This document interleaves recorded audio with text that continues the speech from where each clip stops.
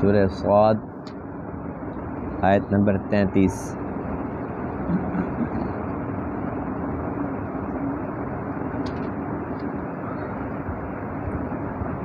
اعوذ باللہ من الشیطان الرجیم،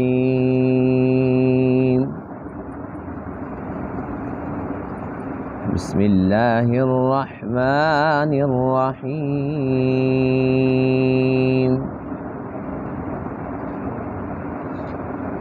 وَلَقَدْ فَتَنَّا سُلَيْمَانَ وَأَلْقَيْنَا عَلَى كُرْسِيِّهِ جَسَدًا ثُمَّ أَنَابَ قَالَ رَبِّ اغْفِرْ لِي وَهَبْ لِي مُلْكًا لَا يَنبَغِي لِأَحَدٍ مِّن بَعْدِي إِنَّكَ أَنتَ الْوَهَّابُ۔ فَسَخَّرْنَا لَهُ الرِّيحَ تَجْرِي بِأَمْرِهِ رُخَاءً حَيْثُ أَصَابَ وَالشَّيَاطِينَ كُلَّ بَنَّاءٍ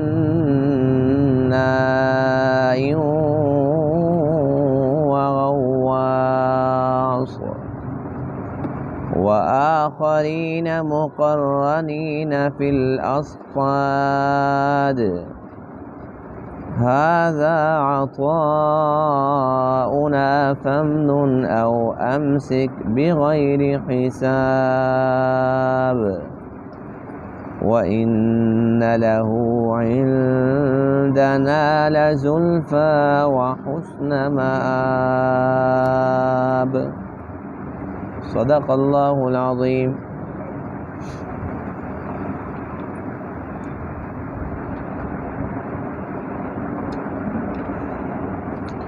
گزشتہ درس میں حضرت سلیمان علیہ نبینا علیہ السلام کا تذکرہ تھا کہ آپ سے ایک چھوٹی سی لغزش ہو گئی تھی کہ آپ گھوڑوں کی دیکھ بھال کے اندر مشغول تھے، مصروف تھے، یہاں تک کہ عصر کی نماز کا وقت چلا گیا اور سورج غروب ہو گیا تو آپ کو اپنی اس لغزش کا احساس ہوا، اللہ کی طرف متوجہ ہوئے اور وہ گھوڑے جو اس عبادت کے اندر خلل کا ذریعہ اور سبب بنے تھے، آپ نے ان کو اللہ کی راہ میں قربان کر دیا۔ آج کے درس میں ان آیت کریمہ کے اندر حضرت سلیمان علیہ السلام کی ایک اور لغزش کا تذکرہ ہے، اور اس لغزش کے اندر بھی جب آپ کو احساس ہوا تو آپ اللہ کی طرف متوجہ ہوئے اور اس کے بعد پھر اللہ تعالیٰ سے ایک ایسی دعا کی جو اللہ تعالیٰ نے پوری فرمائی۔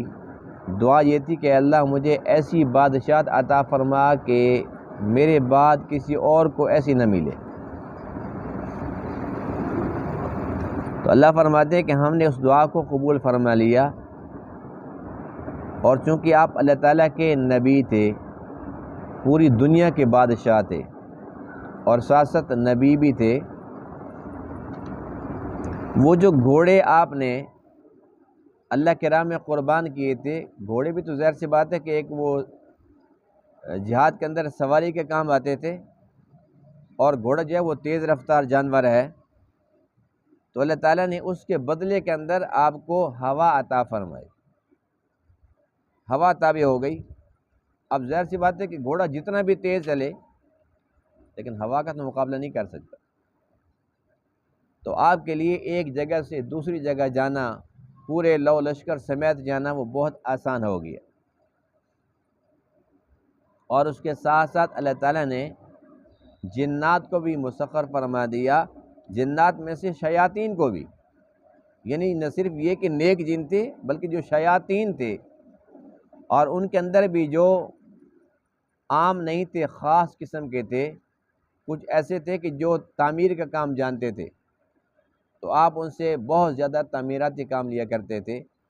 کچھ ایسے تھے جو غوطہ خور تھے، وہ ایسے جنات تھے جو سمندر کے اندر وہ غوطہ لگاتے تھے اور کافی دیر اندر رہتے تھے، پھر جب نکلتے تھے تو وہ موتی اور ہیرے جواہرات وہاں سے نکال کر لے کے آیا کرتے تھے۔ پھر اللہ فرماتے ہیں کہ ہم نے یہ سب کچھ آپ کو دیا، اور ساتھ ساتھ ایک اور اللہ تعالیٰ کا انعام وہ یہ تھا کہ آپ کو ہم نے جو کچھ دیا ہے آپ کسی کو دیں نہ دیں، یہ آپ کو اختیار ہے۔ یعنی کہ 10 بندے ہیں، آپ نے ایک کو دے دیا، 9 کو نہیں دیا، 9 کو دے دیا، ایک کو نہیں دیا، تو اللہ فرماتے ہیں کہ اس چیز پر قیامت کے دن آپ سے حساب نہیں ہوگا۔ تو یہ اللہ تعالیٰ کا ایک بہت بڑا کرم، بڑا احسان ہے، اس لیے کہ عام طور پر تو اسی بات کی ڈر ہوتا ہے کہ بھئی قیامت کے دن کیا بنے گا۔ اللہ تعالیٰ کسی ایک بات پہ پکڑنے پہ آ جائے گا کہ اس کے ساتھ یہ کیوں کیا، اس کو کیوں دیا، اس کو کیوں نہیں دیا۔ پوری دنیا کی بادشاہت تھی، لیکن اللہ تعالیٰ نے یہ فرمایا کہ اس کے اندر حساب کتاب آپ سے نہیں لیا جائے گا۔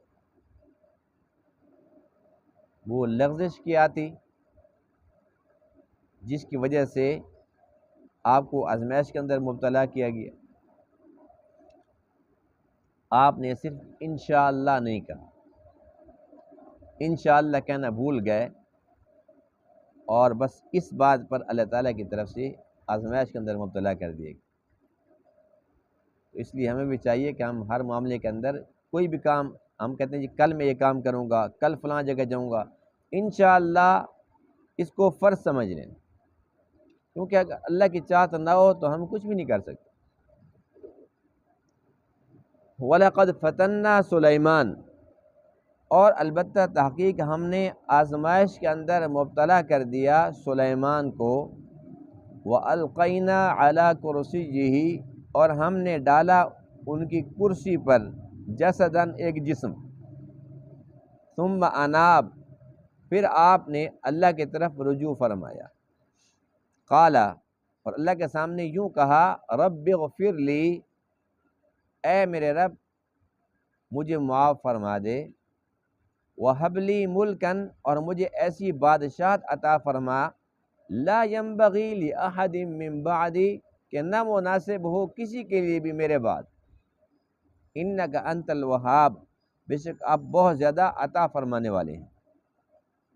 فَسَخَّرْنَا لَهُ الرِّيحَ، بس ہم نے آپ کے لیے مسخر کر دیا ہوا کو، تجری بِأَمْرِهِ، وہ آپ کے حکم سے چلتی تھی، رخاءً، نرم نرم، یہ نہیں کیسے پٹک پٹک کے مارتی تھی، نہیں، نرمی کے ساتھ چلتی تھی، حیث اصاب، جہاں بھی آپ پہنچنا چاہتے تھے، والشیاطین، اور مسخر کر دیا شیاطین کو، کل بناء، ہر ایک جو تعمیراتی کام کرنے والا تھا، وغواص، اور جو غوطہ خور تھے، وآخرین، اور دوسرے شیاطین بھی، مقرنین فی الاصفاد، جو جکڑے ہوئے تھے بیڑیوں کے اندر، سرکش تھے بہت زیادہ، بیڑیوں میں جکڑے ہوئے تھے، آپ کے وہ بھی تابع ہو گئے۔ ھذا عطاؤنا، یہ ہماری عطا ہے، فمنن، بس آپ احسان کریں، او امسک، یا روکے رکھیں، یعنی کسی کو دیں یا نہ دیں، بغیر حساب، یہ بغیر حساب کے، اس پر حساب نہیں ہوگا۔ وَإِنَّ لَهُ عِندَنَا لَزُلْفَىٰ، اور بے شک آپ کا ہمارے ہاں البتہ ایک مقام تھا، وَحُسْنَ مآب، اور آپ کے لوٹنے کی جگہ بہت اچھی تھی، یعنی کہ آپ کا جو ٹھکانہ ہے جنت میں وہ بھی اچھا ہے، اور دنیا کے اندر بھی آپ کا بہت بلند ترین مقام تھا۔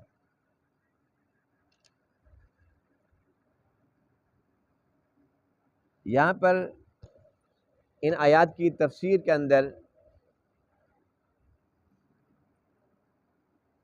دو باتیں لکھی ہیں، ایک یہ ہے جو عام طور پر مشہور ہے اور من گھڑت کہانی ہے، تو تھوڑا سا اس کا بھی تذکرہ ہو جائے، کیونکہ اکثر لوگ جو ہے نا وہ چلتی پھرتی باتوں پر یقین رکھتے ہیں اور کہتے ہیں جی ہم نے یہ بات سنی ہوئی ہے، تو کبھی ایسا نہ ہو کہ آپ بھی یوں کہیں جی ہم نے بھی درس کے اندر یہ بات سنی تھی، یہ سچی بات ہے، تو اس لیے میں آپ کو بتا رہا ہوں کہ جھوٹی بات ہے۔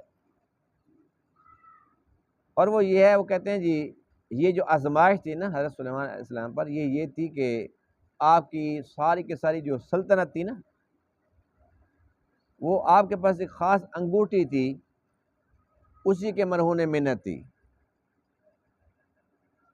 یعنی کہ آپ پوری دنیا کی جو بادشاہت چلاتے تھے تو وہ انگوٹھی کے ذریعے چلاتے تھے، اسی کے اندر کوئی کرشمہ تھا۔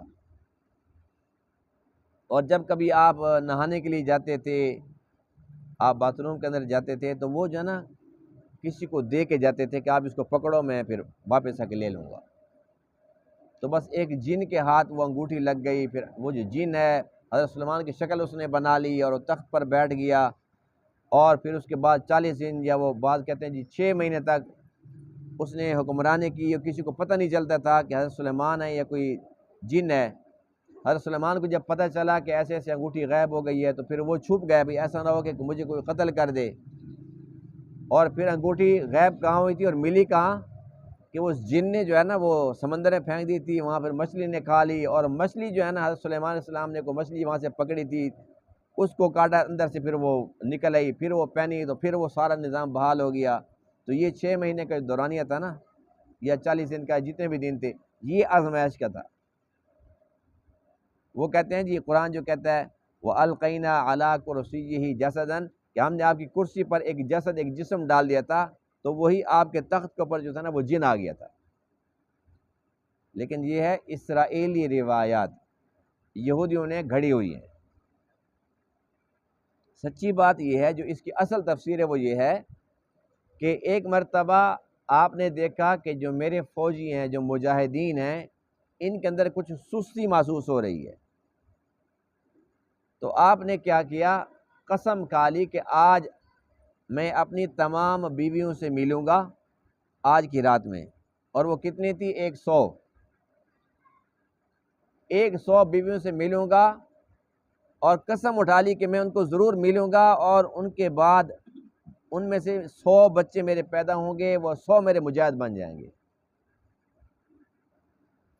بس یہ کوئی بری بات تو نہیں تھی، آپ کی وہ بیویاں تھیں، آپ ان کے ساتھ مل بھی سکتے تھے، اور اللہ تعالیٰ نے پیغمبروں کو بڑی طاقت بھی دی ہے، اور پیغمبروں کے معجزات بھی ہوتے ہیں۔ لیکن یہاں پر انشاءاللہ یہ کہنا بھول گئے، بیویوں سے ملے، 100 میں سے 99 کو کچھ نہیں ہوا، ایک بیوی کا حمل ٹھہرا، اور وہ جو بچہ تھا وہ نامکمل تھا، یعنی کہ وہ معذور تھا، یا یہ کہ وہ پے تکمیل تک نہیں پہنچا، وہ لوتڑا تھا۔ تو وہ ایک آیا، اور وہ آ کر کرسی پر ڈال دیا گیا، تخت پر وہ آ گیا کہ یہ لو، یہ آپ کی قسم کا نتیجہ ہے۔ تو اللہ فرماتے ہیں کہ آپ نے یوں کیوں کہا کہ میں ساری 100 بیویوں کو ملوں گا، پھر 100 بچے پیدا ہوں گے، وہ مجاہد بنیں گے، یوں کیوں نہیں کہا انشاءاللہ؟ اگر اللہ نہ چاہے تو اے سلیمان آپ کر کیا سکتے ہیں؟ تو وہ جب ایک بچہ جو تھا وہ معذور تھا، اپاہج تھا، جو بھی تھا، جب وہ ایک بچہ آپ کے سامنے لایا گیا تو آپ اللہ کی طرف متوجہ ہوئے، اور آپ کو احساس ہو گیا کہ واقعی مجھ سے غلطی ہوئی ہے۔ اس پر مفسرین میں سے ایک مفسر ہیں مودودی صاحب، اس نے اس بات کا صاف انکار کیا ہے۔ وہ کہتے ہیں کہ ایک بندے کے لیے ناممکن ہے کہ ایک رات میں 100 بیویوں سے ملاقات کری، یہ ممکن ہی نہیں ہے۔ اور ہم یہ کہتے ہیں کہ اس لیے ممکن ہے کہ وہ نبی ہیں، اللہ تعالیٰ نے نبی کو معجزے عطا فرمائے ہوتے ہیں، اور معجزہ کا معنی عاجز کرنے والی چیز۔ تو اگر ہم اس طریقے سے اپنے دماغ کو بیچ میں لے کر آئیں تو پھر کون سے معجزے کو مانیں گے؟ ہر معجزہ ہی ایسا ہوتا ہے جو دماغ میں بات آتی نہیں۔ اب حضور علیہ السلام انگلی کا اشارہ کریں، چاند اور ٹکڑے ہو جائے، یہ بات دماغ میں آتی ہے؟ یہ تو ایمان ہے جو منواتا ہے، ایمان ہے جو کہتا ہے کہ ہاں مانو، کیونکہ وہ نبی ہیں، اور نبی کا معجزہ حقیقتاً یہ اللہ کی ہی قدرت ہوتی ہے، جو اللہ تعالیٰ اپنے نبی کے ہاتھ پر ظاہر فرما رہا ہوتا ہے۔ تو بہرحال ہم الحمدللہ معجزات کو ماننے والے ہیں، اور اسی طریقے سے کرامات کو بھی ماننے والے ہیں۔ نبی بھی سچے ہوتے ہیں، ان کے معجزے بھی سچے ہوتے ہیں، ولی بھی سچے ہوتے ہیں، ان کی کرامات بھی سچی ہوتی ہیں۔ اس لیے ہم کہتے ہیں کہ 100 بیویوں کو ایک رات میں ملنا بالکل ممکن ہے، کوئی ناممکن نہیں ہے، اس لیے کہ ویسے بھی اللہ کے نبیوں کے اندر بہت زیادہ طاقت اللہ نے رکھی ہوتی ہے، وہ عام انسانوں کی طرح نہیں ہوتے۔ اور دوسرا یہ کہ وہ آپ کا معجزہ تھا، آپ نے کیا، اور اس کا جو رزلٹ ہے وہ یہ ہے وَأَلْقَيْنَا عَلَىٰ كُرْسِيِّهِ جَسَدًا، ایک جسد، جسد جسم کو کہتے ہیں نا، تو وہ ایک جسم جو ہے نا وہ ملا، یعنی وہ بھی نامکمل تھا۔ 100 مجاہد اللہ تعالیٰ سے مانگے تھے، 100 میں سے ایک بھی نہیں ملا۔ ثم اناب، تو آپ اللہ کی طرف متوجہ ہوئے۔ حدیث پاک میں ہے، آپ علیہ السلام فرماتے ہیں کہ اگر سلیمان انشاءاللہ کہہ دیتے، بھول گئے، اگر کہہ دیتے تو اللہ تعالیٰ آپ کی قسم کو پورا فرماتے، یعنی کہ 100 بچے پیدا ہوتے اور 100 مجاہد بنتے۔ یہی انشاءاللہ سورہ کہف کے اندر ہم پہلے پڑھ چکے ہیں کہ جب حضور علیہ السلام سے یہ سوال ہوا تھا اصحاب کہف کے بارے میں، تو اللہ کے نبی فرماتے ہیں کہ میں کل بتاؤں گا۔ بس یہ ذہن میں بات تھی کہ کل، جب میں نے کہہ دیا کل، تو میں اللہ کا نبی ہوں، اور اللہ تعالیٰ جبرائیل کو بھیج دیں گے، مجھے بتائیں کہ میں ان کو بتا دوں گا۔ لیکن وہ کل آئی، پرسوں آئی، 2 دن، 3 دن، 4 دن، آپ بار بار اوپر دیکھتے، اللہ کی طرف دیکھتے تھے، آسمان کی طرف، کہ یا اللہ ہوا کیا ہے، اور آپ کو پتہ نہیں چلا۔ بات وہی تھی کہ انشاءاللہ یہ کہنا بھول گئے تھے۔ 18 دن تک اللہ کے نبی پر وحی نہیں آئی، اور 18 دن لوگ باتیں بنا رہے ہیں، لو جی ابھی تک کل نہیں آئی، یوں ہی ٹال دیا، جب نہیں پتا تھا تو صاف صاف کہہ دیتے کہ پتہ نہیں ہے۔ یعنی کتنی تکلیف دہ باتیں اللہ کے نبی کو سننی پڑی، لیکن اللہ تعالیٰ نے اس لغزش پر تنبیہ فرمانی تھی، بتانا تھا کہ میں رب ہوں۔ بے شک کوئی ولی ہے، کوئی نبی ہے، کوئی نبیوں کے نبی ہے، لیکن اللہ تو اللہ ہے، اللہ اپنی قدرت دکھاتا ہے، بتاتا ہے کہ میں ہوں۔ اللہ تعالیٰ احساس دلاتا ہے، اور جہاں پیار زیادہ ہوتا ہے وہاں چھوٹی بات بڑی محسوس ہوتی ہے۔ میرا محبوب ہو کر انشاءاللہ نہیں کہا، مجھے بیچ میں سے نکال دیا۔ 18 دن کے بعد جب جبرائیل آئے تو یہ نہیں بتایا کہ جو بات پوچھنی ہے وہ بتا رہا ہوں، بلکہ یہ حکم لے کر آئے وَلَا تَقُولَنَّ لِشَيْءٍ إِنِّي فَاعِلٌ ذَلِكَ غَدًا إِلَّا أَن يَشَاءَ اللَّهُ۔ یہ آیتیں اترتی ہیں کہ آپ نے ہرگز ہرگز نہیں کہنا کہ یہ کام میں کل کرنے والا ہوں، الا ان یشاء اللہ، مگر یوں کہا کرو کہ اگر اللہ چاہے گا۔ تو یہی لغزش چونکہ اللہ کے نبی سے ہوئی، یہی حضرت سلیمان علیہ السلام سے ہوئی، تو اللہ تعالیٰ نے نبیوں کو اس لغزش پر تنبیہ فرمائی۔ لیکن ہم کتنی مرتبہ یہ لغزشیں کرتے ہیں، تنبیہ ہوتی ہے؟ ظاہر سی بات ہے کہ جہاں مقام بہت زیادہ ہوتا ہے، جہاں پر قرب زیادہ ہوتا ہے، وہاں یہ باتیں محسوس ہوتی ہیں۔ اللہ کے گھر کے اندر ہم آتے ہیں، اللہ کے گھر کے اندر داخل ہونے کا ادب یہ ہے کہ ہم دایاں پاؤں پہلے داخل کریں، لیکن ہم اس کا احساس کرتے ہیں، کبھی نہیں بھی کرتے، اور نہیں بھی کرتے اللہ تعالیٰ پوچھتا ہی نہیں۔ لیکن جہاں محبت تھی، حضرت سفیان الثوری رحمہ اللہ جو خلاف سنت سوچتے بھی نہیں تھے، ایک بار ایسا ہوا کہ غلطی سے بھول کر اللہ کے گھر میں آنے لگے تو پہلے بایاں پاؤں، بس رکھا نہیں تھا، رکھنے لگے تھے، ٹھوکر لگی اور گر گئے، اور غیب سے آواز ہے کہ اے بیل، میرے گھر میں داخل ہونے کی تمیز نہیں ہے۔ یعنی ایک قدم بھی خلاف سنت اگر اٹھنا چاہتا تھا، اللہ فرماتا ہے کہ نہیں۔ تو اس کی یہاں سے ایک اور بات بھی سمجھ آ جاتی ہے کہ جہاں پر فی الفور مواخذہ ہو جائے تو سمجھو کہ اللہ تعالیٰ کو پیار ہے،